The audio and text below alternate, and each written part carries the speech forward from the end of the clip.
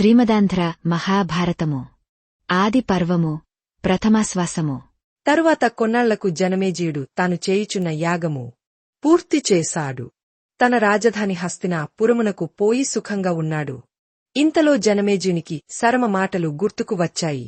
చేసిన తప్పుకు శాంతి చేయిద్దాము అనుకున్నాడు. తగిన ఋత్విక్కు కోసం అన్వేషిస్తున్నాడు.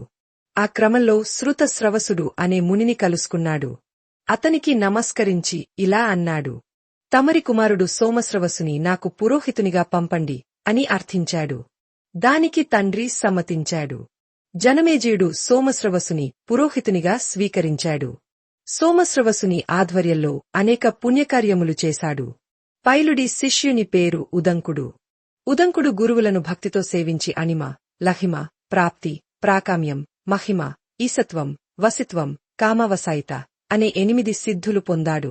ఒకరోజు గురువుగారి భార్య ఉదంకుని పౌష్యుడు అనే మహారాజు భార్య వద్దనున్న కుండలములు తీసుకురమని పంపింది.